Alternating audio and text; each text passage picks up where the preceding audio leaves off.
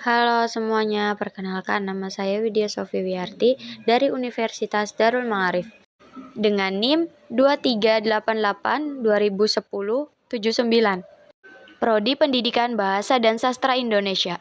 Saya buat video ini untuk memenuhi mata kuliah Media Pembelajaran Bahasa Indonesia yang diampu oleh Bapak UNES MPD.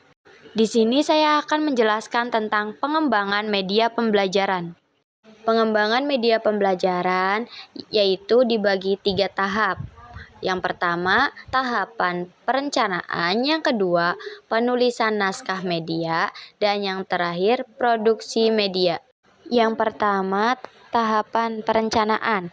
Nah, pada tahap ini dilakukan analisis kebutuhan, identifikasi tujuan pembelajaran, dan perencanaan strategi pembelajaran.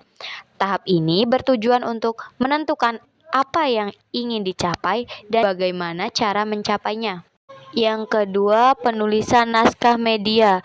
Pada tahap ini dilakukan penulisan naskah atau skenario untuk media pembelajaran. Naskah ini akan menjadi dasar untuk produksi media pembelajaran. Dan yang terakhir, ada produksi media. Pada tahap ini dilakukan proses pembuatan media belajar berdasarkan naskah yang telah ditulis. Tahapan perencanaan yaitu ada 4. Yang pertama, identifikasi kebutuhan. Yang kedua, analisis tujuan. Yang ketiga, perencanaan media. Dan yang terakhir, pengembangan konsep. Yang pertama, identifikasi kebutuhan. Nah, mengidentifikasi kebutuhan dan masalah yang ingin diatasi melalui media pembelajaran. Contohnya, menentukan topik yang perlu dipelajari dan kesenjangan pengetahuan yang ada. Yang kedua, analisis tujuan. Menganalisis tujuan pembelajaran yang ingin dicapai melalui media pembelajaran. Tujuan ini harus jelas, spesifik, dan dapat diukur. Dan yang ketiga, ada perencanaan media. Perencanaan jenis media yang akan digunakan untuk mencapai tujuan pembelajaran. Contohnya, memilih antara video, audio, aplikasi interaktif, atau kombinasi dari beberapa media. Dan yang terakhir ada pengembangan konsep. Pengembangan konsep media pembelajaran yang sesuai dengan tujuan dan kebutuhan yang telah diidentifikasi. Konsep ini mencakup ide, struktur, dan desain media yang akan dibuat. Nah, selanjutnya ada penulisan naskah media, yaitu ada 3. Yang pertama, penulisan skenario. Yang kedua, pengembangan instruksi.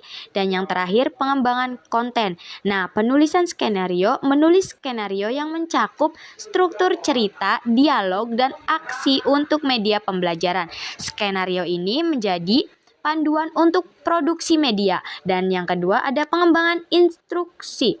Pengembangan instruksi yang jelas dan spesifik untuk menggunakan media pembelajaran, seperti panduan navigasi atau penggunaan fitur tertentu.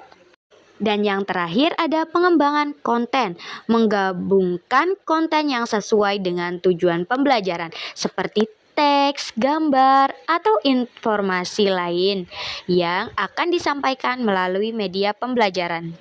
Selanjutnya ada produksi media pembelajaran, yaitu ada 4. Yang pertama, pengembangan desain, membuat desain visual yang menarik dan efektif untuk media pembelajaran seperti layout, warna, dan tipografi.